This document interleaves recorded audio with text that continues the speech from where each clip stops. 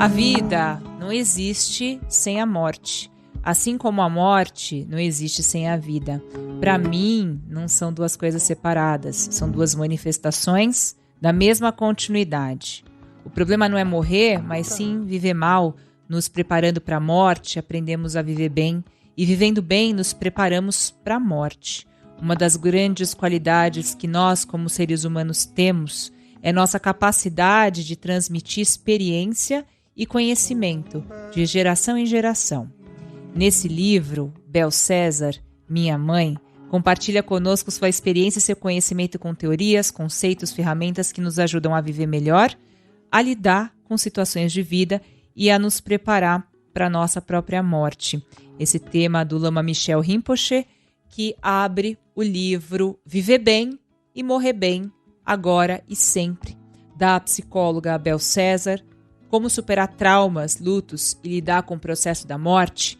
E é particularmente interessante, eu até fiz essa publicação nas redes sociais, quando a gente faz esse trabalho de levar informação, principalmente a intenção de informação sobre consciência e reflexão, e foi com essa intenção que eu marquei essa entrevista com a Bel César, uma profissional que eu conheço há muitos e muitos e muitos anos. A Bel, já entrevistei ela em outras oportunidades, e é muito duro quando de repente a gente tem a morte tão perto de nós. No meu caso, Bel, na nossa comunidade, um adolescente na sexta-feira faleceu com 14 anos num acidente trágico, uma criança de 14 anos, que aconteceu um acidente com ele num clube em São Paulo, muito próximo, uma comunidade toda consternada. E eu já inicio essa nossa conversa com essa pergunta. A morte faz parte da vida, né, Bel? Mas é tão duro quando ela vem de um jeito assim tão trágico para uma criança, para um jovem. E ainda assim a gente está falando da vida. Boa tarde, minha querida Bel César. Ufa, boa tarde. Muito obrigada por todas as suas palavras até aqui. Sim, eu soube do caso desse rapaz. E quando a gente fica sabendo de uma notícia assim, a gente não está falando só dele, a gente está falando de todos nós.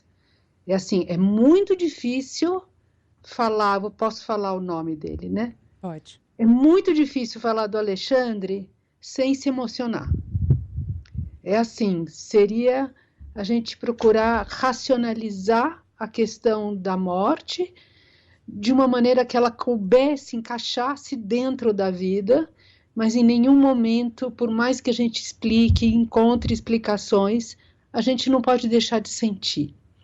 Então, assim, eu fico extremamente tocada, porque o Alexandre é um Alexandre dentro de nós também. É a nossa percepção de como a vida é frágil, de como as coisas podem acontecer de uma maneira tão inesperada.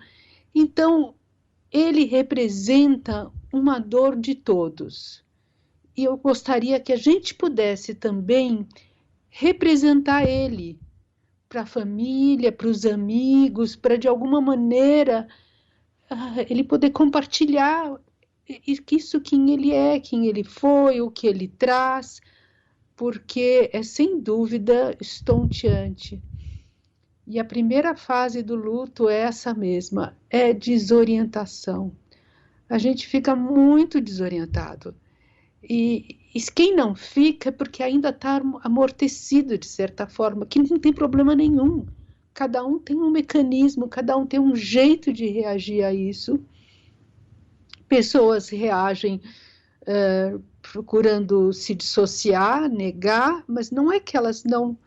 Elas estão em choque, o sistema ainda não deu conta para assimilar isso. Então, a primeira coisa é, por favor, encontrem perto de vocês uma pessoa com quem vocês possam se sentir seguros. Depois, procurem, de fato, esperar que o próprio corpo faça o seu movimento, seja de chorar, seja de gritar, seja de ficar quieto, porque se vocês encontrarem uma pessoa que vocês se sintam seguras, ou mesmo um ambiente onde vocês se sintam seguros, essa dor vai encontrar um meio de que ela possa vir e aos poucos ser elaborada. Não apressem, porque é forte demais. É intenso demais, cedo demais, forte demais. Então, realmente, a gente vai precisar de muito tempo para assimilar o Alexandre e tudo que o Alexandre representa para todos nós. Bel, num momento como esse, quando acontece uma coisa tão trágica, né? Mas eu tenho até ontem a gente estava aqui no ar e temos ouvintes muito queridos, muito assíduos e muito participantes aqui do Revista CBN, e também uma ouvinte me relatava o falecimento do pai essa semana passada. Você acaba de mencionar o tempo, e a gente vive em tempos tão banalizados, de tanta correria e de tanta dor emocional que a gente não digere, né? Eu queria que você comentasse um pouquinho mais sobre a gente vivenciar o tempo da dor. Ela precisa ser vivenciada e é o quê? É trazer, então, pessoas queridas para segurarem na nossa mão. Como é que você vê a gente vivenciar esse tempo da dor? Ok, então a gente está falando de várias coisas quando a gente toca esse tema. A primeira é, se você acabou de saber de alguma coisa muito difícil, se você encontrar alguém que você se sente seguro, fale, talvez essa pessoa não esteja nem te abraçando, ela esteja te ouvindo, mas que o silêncio dela seja um silêncio de abertura, de receptividade. Às vezes a gente procura alguém que a gente sente seguro, mas a pessoa começa a querer nos organizar. E isso bagunça mais ainda, porque o que a gente quer nesse momento é ser acolhido, porque a nossa própria experiência é que nós estamos desmanchando, nós estamos literalmente sem chão. Então, é só a sensação de que eu tenho alguém ou alguma situação que me ancore é que possa realmente ajudar. Eu acho, sim, eu acompanho, sim, verdade, pacientes que passam por diversos tipos de luto, mas morte de pai, mãe, filho são únicas. E por mais que a gente se prepare para a morte do pai, da mãe, aquele momento é único. Porque é a única vez que a gente passa aquilo na vida, a gente não precisa nem filosofar muito disso. Então, eu acho que é muito importante que a gente possa se perguntar internamente: o que eu preciso agora? O que eu preciso agora? Agora eu preciso entrar debaixo de um chuveiro. Agora eu preciso receber um vento na cara. Agora eu preciso ir ver o que aconteceu. Agora, cada um tem um jeito, um tempo de viver isso. Agora, na segunda fase do luto, onde a gente busca, essas 4 fases é do psicanalista John Bowlby. Eu gosto muito da descrição dele. E ele fala na segunda, é onde a gente começa a falar, então, agora eu estou atrás, eu preciso sentir, eu preciso saber mais, eu preciso conhecer mais. Eu conheci lutos de mães que, quando os filhos morreram, nessa fase, elas passaram a procurar conversar com os amigos do filho, e aí que descobriram um filho que muitas coisas elas não sabiam, enfim, nasceu um novo filho naquele momento também. Isso pode representar frustrações, mas também é essa fase onde a gente busca compreender um pouco mais. Quando a gente entra nessa fase que a gente se abriu para compreender, ali a gente vai ter que sentir a dor. Aí a gente entra na terceira frase, que ela é dor física. A perda do luto dói no corpo.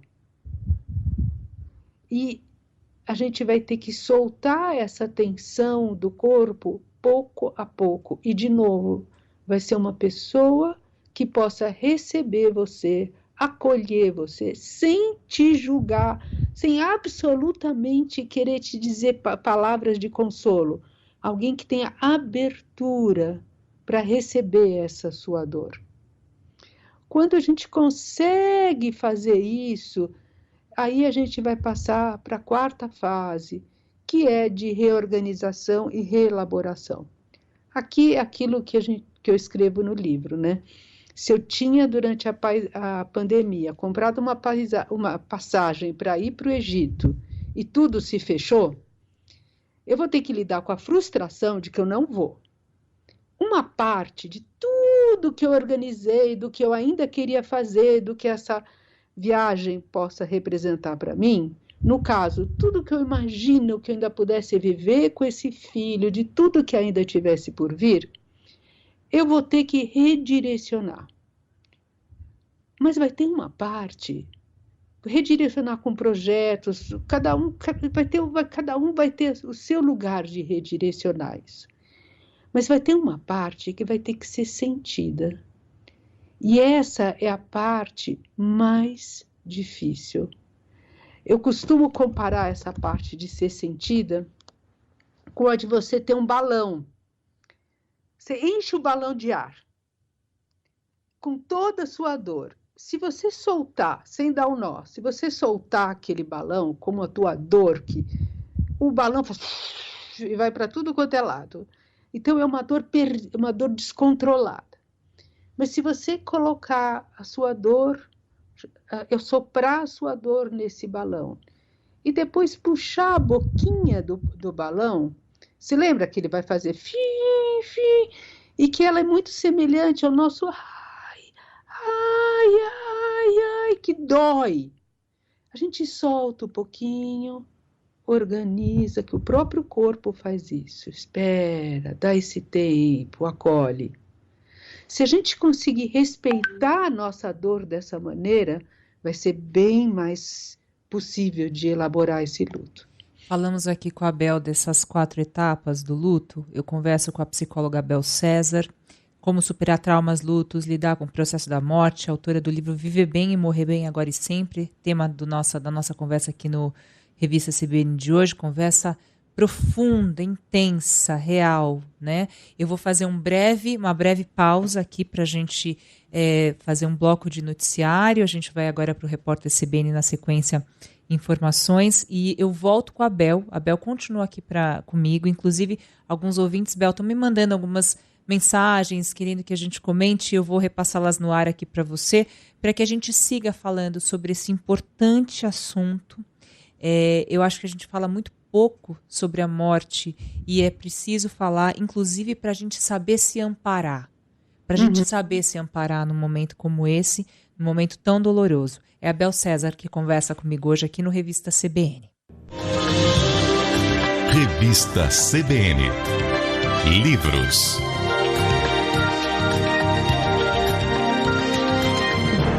Conversa com a psicóloga Bel César, autora, entre outros, do livro que a gente usa hoje aqui no Revista CBN para esse mergulho profundo, o livro Viver Bem e Morrer Bem, Agora e Sempre, Como Superar Traumas, Lutos e Lidar com o Processo da Morte.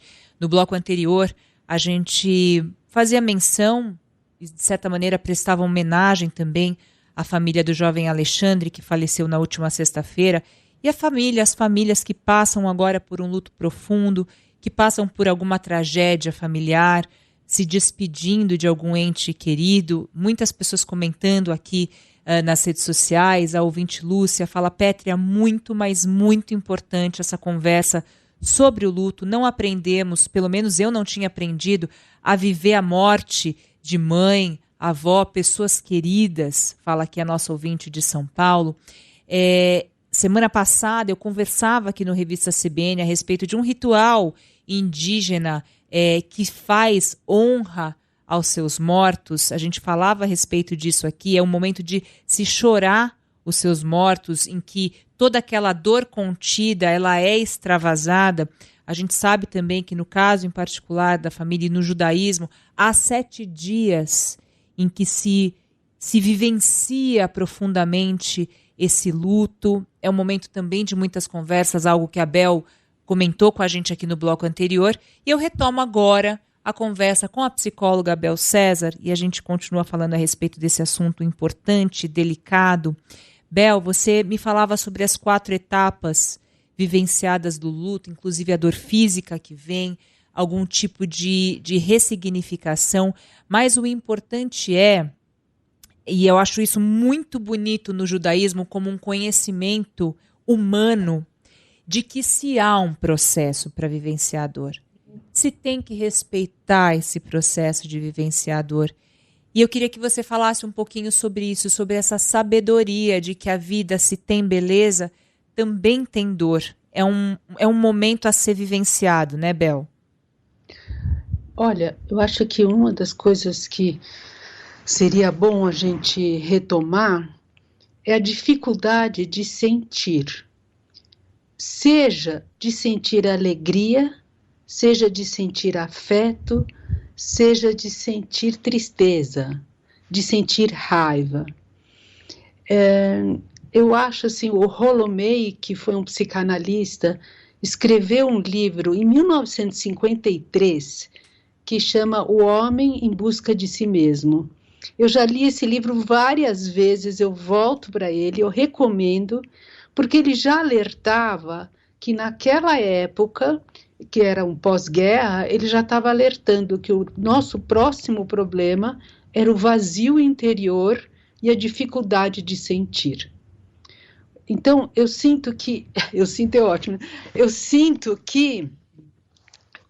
para a gente poder também lidar com a tristeza, a primeira coisa é se permitir se sentir bem, sentir afeto, se sentir afetado pelo outro, sentir que existe uma conexão. Isso é uma coisa que eu aprendi nesses últimos anos, que me pôs para pensar, um pensamento meu, mas eu cheguei à conclusão que pode ter amor sem afeto. Você pode desejar, amor, segundo o budismo, é desejar a felicidade do outro. A compaixão é o desejo de extrair o sofrimento, fazer algo para extrair o sofrimento do outro. Mas o afeto é deixar-se afetar, seja pelo sofrimento, seja pelo amor. Quer dizer, eu posso desejar muito que você seja feliz, mas as tuas coisas não me afetam mais. Eu não te quero mal, mas o que eu faço para parar, para sentir a sua dor comigo? Então eu sinto que a gente está com dificuldade de sentir mesmo, sabe? Se sentir satisfeito. Eu vejo pessoas que estão passando por luto e se cobram de que elas estão se sentindo bem, como se fosse alguma coisa que não está certa. Ai, será que eu estou congelado? Será que eu estou bloqueado? Tudo pode ser, mas vamos começar pelo corpo. Se o teu corpo estiver sentindo, pode ter certeza que a tua mente está sentindo também, teu coração. Então, voltar a reconhecer o que é se sentir bem. Voltar a lembrar e falar, nossa, eu estou me sentindo bem. Nossa, isso me faz bem. Então, acho que a primeira etapa é a gente saber se reconhecer num lugar onde a gente fala, assim eu me sinto bem. Isso me faz bem. Eu acho que essa é a base durante todo o processo, em todas as etapas. Porque a gente precisa de recurso. No budismo a gente fala, a gente precisa de mérito, de energia positiva, para poder enfrentar grandes dores. Então, fazer algo em nome daquela pessoa que se foi é uma maneira de acumular essa energia positiva, dedicar a essa pessoa que foi algo em nome dela. É uma das maneiras de você acumular essa energia positiva, né? Por isso, quando alguém morre, eu costumo, quando estou com os pacientes, a falar, agora a gente imagina que toda energia positiva acumulada por essa pessoa durante toda a sua vida vai em direção a todas as pessoas e situações que precisam dessa energia agora. Se ele era muito espontâneo, brincalhão, que essa espontaneidade, essa alegria chegue aonde as coisas estão muito enrijecidas e paradas. Se é uma pessoa que era muito calma, que essa energia chegue nos lugares aonde existe muito conflito e nervosismo. Então, mesmo quando a gente não pode mais trabalhar alguma coisa, sentir alguma coisa a nível grosseiro, a nível palpável, real, a gente ainda assim pode trabalhar, sentir, dedicar a nível sutil. E Bel, no livro, bom, é um livro maravilhoso que a gente quer indicar, inclusive, para quem passa por esse momento, O Viver Bem, Morrer Bem, Agora e Sempre, da Bel César, um livro grande. Você vê que eu leio, Bel, porque eu sujo os livros que eu leio aqui de café, ó, do meu cafezinho, que é o meu companheiro de vida. Além desse livro que a Bel acabou de indicar para a gente também, O Homem em Busca de Si Mesmo. É isso, Bel? O livro que você sempre lê, né? Então a gente tem aí... Temos essas duas dicas. Então, além do livro da Bel, Viver Bem, Morrer Bem, Agora e Sempre, você fala um pouco também no livro sobre, eu comentei aqui do judaísmo, comentei do Quarupi, dos indígenas, que é esse momento em que se chora, né? Inclusive a gente falou sobre um livro que conta um pouco disso na semana passada. Você traz aqui a perspectiva de várias religiões, né? Da espiritualidade, que uma das finalidades, se não talvez uma das principais, é dar conta para a gente do mistério. E o mistério, em essência, é o nosso desaparecimento, né? O que acontece com o invisível. Eu já ouvi muitas pessoas falando a respeito da morte, quando depois que há a morte de uma pessoa querida, de sentirem uma presença. Eu acho que talvez depois do momento de luto, mas de sentirem a presença muito forte. Uma presença que a gente talvez não saiba explicar. Queria que você falasse um pouco para mim também. Eu acho que não tem palavra, não sei se é esperança, não sei se é sentido, mas o que é essa experiência, à luz também de outras filosofias, religiões, isso pode significar, essa experiência tão definitiva para a vida da gente? Eu acho que o budismo dá muita ênfase à experiência direta. Ou seja, eu posso ter informações e entender como o sistema de cada religião compreende a morte, o pós-morte. A gente pode ter tudo isso dentro de nós, mas o que conta é a experiência direta, o que eu sinto, qual que é a minha experiência diante de uma situação. Meu mestre, o Lama Gangchen Rinpoche, faleceu logo no início do Covid, em abril de 2020, né? E o que eu senti, tem momentos onde eu sinto a presença dele. E é muito, às vezes vem acompanhado de um tipo de sonho que eu tenho, eu sonhei com ele, e durante o dia eu tenho flashbacks daquela sensação do sonho, e me acompanha com mais força para poder estar nas situações. Então, essa experiência direta de algo, seja sentindo a presença quando você nem imagina aquilo, você tem aquilo, se sente, sentir, é o corpo. É aquilo que eu falo, se passa pelo corpo, pode ter certeza que é real. Então, quando a gente tem essas experiências, é abrir para elas e procurar honrá-las. A vida sem um contato com um significado, sem esses arrepios, essas sensações, é uma vida de tédio, é uma vida vazia mesmo. Então, eu, assim, estimulo, sem dúvida, a cada um, e é uma coisa muito íntima isso, muito íntima. Às vezes a gente quer contar para alguém e ali a energia se desvai, sabe? Tipo assim, já vai, na nossa cultura isso já é interpretado de alguma maneira. Então, acho que é uma coisa que cada um vai ter que encontrar dentro de si. Mas eu concordo plenamente, plenamente. Uma questão que eu gostaria de te perguntar também, agora abrindo um pouco para a nossa vivência cotidiana, mesmo que uma pessoa, o ouvinte, a família não tenha passado por alguma perda recente, você trata no livro também sobre uma ideia de viver bem. Até eu abri aqui essa conversa com o Lama Michel, né, que é teu filho, falando sobre isso, sobre essa ideia de que podemos viver bem, para que não estamos falando de casos trágicos assim, desse trauma louco. A gente está falando mesmo da vida da gente, né? Do viver bem, para que na hora da morte a gente tenha vivido. Então eu queria que você falasse um pouco dessa ideia que permeia o teu livro, né? Esse livro longo, esse livro profundo, mas que traz a proposta da gente já que temos a morte e a gente precisa lembrar, talvez todo dia, que a gente tem a morte, para que a gente viva bem. E, paradoxalmente, isso pode trazer, talvez, para a gente alguma presença, Bel? Uhum. Bom, viver a morte diária é a gente simplesmente aceitar quando as coisas não vão como a gente queria. É assim, tipo, eu acho a frustração, não foi agora, não foi dessa vez. E, sem dúvida, se a gente pode só incluir nos nossos pensamentos a morte, só incluir, não é colocar ela diante da gente como se todo momento a gente estivesse morrendo ou vivendo.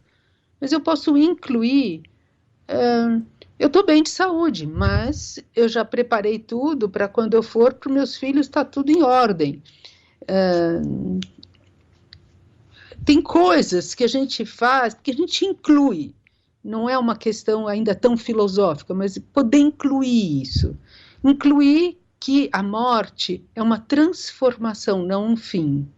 Esse é um problema nosso, da nossa sociedade ocidental, capitalista, que vê a morte como uma linha de início e fim. E se você vê todas as religiões que eu levantei no livro, todas elas veem uma continuidade. Uma continuidade, digamos, um pouco diferente entre uma e outra, mas existe essa continuidade. Então, se a gente começa a usar a palavra morte não como fim, mas como um processo de transformação, eu começo a não ver a morte como uma perda. Por exemplo, uma palavra que é muito falada no budismo é impermanência. As coisas são impermanentes. As coisas são, isso o Lama Michel explica muito bem no livro dele, Coragem para Seguir em Frente, da editora Gaia. Aliás, todos os meus livros são pela editora Gaia.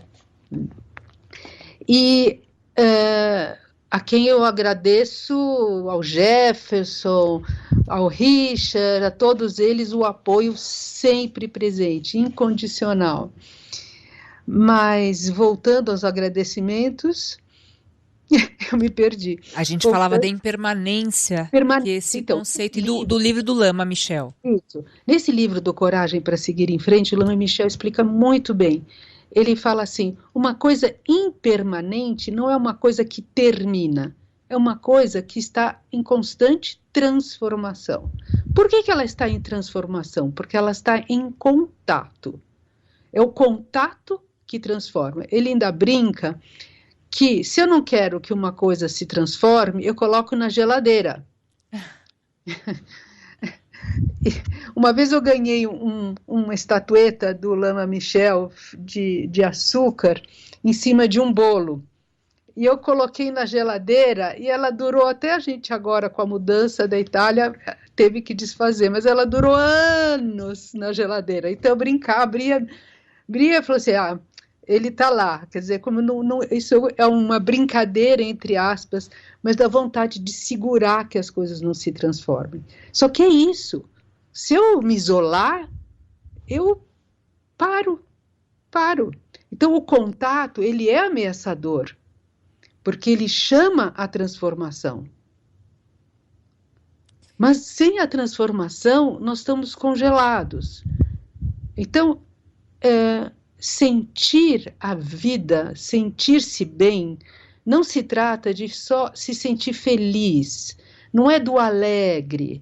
O sentir-se bem é se sentir capaz de sustentar uma grande alegria e de uma grande tristeza, de uma simples alegria e de uma melancolia. É uma coisa energética. Por isso que o importante é a gente conhecer os nossos recursos. O que eu preciso agora para poder lidar bem com essa situação? E Bel, só me ocorre aqui talvez uma última pergunta para você.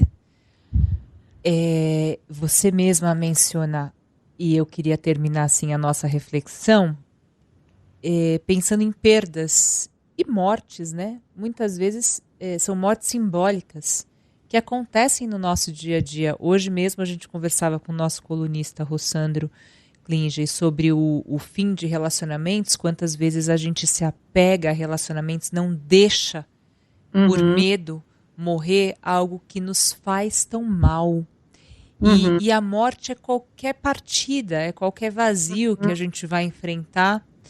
Você tem alguma visão atendendo, falando tanto sobre isso, com tantos livros sobre esse assunto, como no nosso íntimo, agora, depois de ouvir essa conversa, a gente olhar para dentro da gente mesmo e se sentir capaz de enfrentar a nossa derrota, ou acho que derrota é uma palavra errada até, né? Enfrentar a nossa perda, o nosso vazio, porque talvez venha alguma coisa adiante. Isso é possível de olhar e treinar uma coragem? Eu acho que eu vou dar para vocês um exercício que vocês podem fazer a qualquer momento. É fazer uma pergunta para si mesmo. O que eu preciso aprender agora? E fechar os olhos e levar toda a atenção no topo da cabeça, na cabeça, na cabeça, na cabeça. Pode pôr a mão e fala o que eu preciso aprender agora. E veja que resposta vem. Ela é rápida, menos de 1 minuto. Depois você faz a mesma pergunta e leva toda a atenção na garganta, no peito. E você vai receber outra resposta.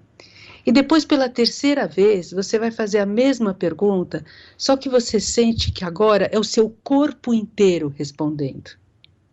E você vai receber outras respostas. As 3 vão dar certo, as 3 vão estar certas, mas você vai saber qual você quer seguir melhor. Maravilhoso. Essa é Bel César, e a gente ainda termina com esse encaminhamento, né? Quem quiser mais, o livro da Bel, Viver Bem e Morrer Bem Agora e Sempre, como ela contou aqui pra gente pela Editora Gaia. Lá na Editora Gaia também tem os outros livros da Bel, também do Lama Michel, que é filho da Bel. Ele está onde agora, Bel? Ele está lá na Itália, no centro B, lá em Albagnano, o Healing Center Albagnano, que fica perto do norte da Itália. Lama Michel, que é o nosso lama brasileiro. Bel, muito obrigada. Eu não tenho palavra para expressar a minha gratidão pela sua generosidade e abertura de prestar um pouco da sua consciência, o seu conhecimento, para não só um caso em especial que a gente comentou aqui no começo, mas para todo mundo que se sinta agora em dor, e a gente quer que compartilhem essa conversa de consciência, inteligência e sentido. Muito obrigada pela sua generosidade. Eu também, foi muito bom. Como você falou, foi vivo e real. Vivo e real. Bel César aqui com a gente hoje.